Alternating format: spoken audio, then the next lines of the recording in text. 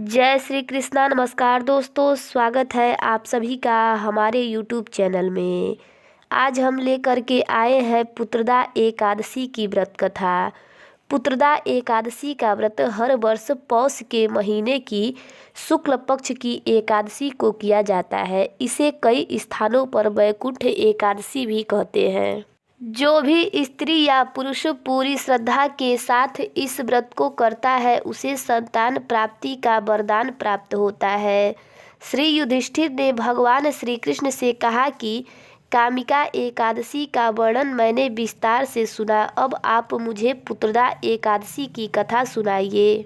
भगवान श्री कृष्ण ने कहा, अब मैं तुमसे पुत्रदा एकादशी की कथा कहता हूँ, ध्यान पूर्वक सुनो। भद्रावती नाम का एक राज्य था जिस पर सुकेतु नाम का एक राजा राज्य करता था। राजा सुकेतु की जो पत्नी थी उनका नाम सभ्या था, लेकिन उन दोनों की कोई संतान न होने के कारण राजा रानी बहुत दुखी रहा करते थे। संतानहीन होने के दुख को झेलते हुए एक दिन राजा ने अपना राज्यपाठ अपने महामंत्री को सौंप दिया और अपनी पत्नी सभ्या के साथ वो वन के लिए चल दिए।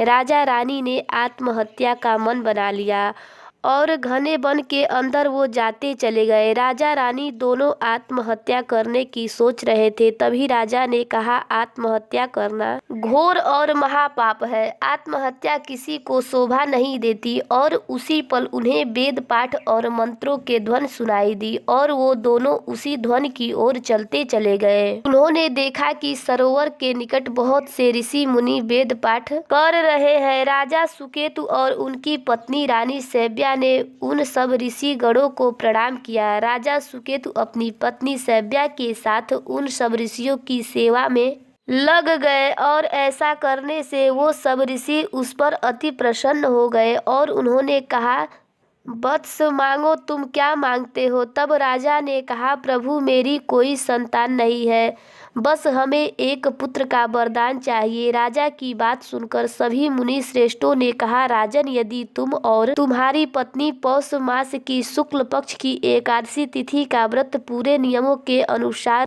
करोगे तो तुम्हें संतान की प्राप्ति अवश्य हो जाएगी। और ऐसा सुनकर राजा और रानी अपने राज्य भद्रावती आ गए। और कुछ ही दिनों के बाद पौष महीने की एकादशी तिथि आई और फिर राजा सुकेतु और रानी सभ्या ने वैकुंठ एकादशी यानी कि पुत्रदा एकादशी का व्रत पूरी श्रद्धा के साथ किया, जिस कारण भगवान विष्णु उन पर बहुत प्रसन्न हो गए और उन्हें संतान प्राप्ति का वरदान दे दिया। कुछ दिनों बाद रानी सभ्या ने गर्भ धारण किया और 9 महीने के बाद एक सुंदर बालक को जन्म दिया। राजा रानी तेजस्वी पुत्र पाकर धन्य हो गए। कहा जाता है कि कोई भी व्यक्ति अगर श्रद्धा रूप से भगवान विष्णु की पूजा अर्चना करता है और पुत्रदा एकादशी का व्रत करता है, उसकी सभी मनोकामनाएं पूर्ण होती है और उसे संतान की प्राप्ति होती है।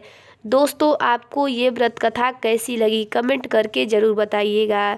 चैनल पर पहली बार आए हैं तो चैनल को सब्सक्राइब करिएगा, बेल आइकन को प्रेस करिएगा ताकि आने वाली न्यू वीडियो की नोटिफिकेशन आप सभी को मिलती रहे।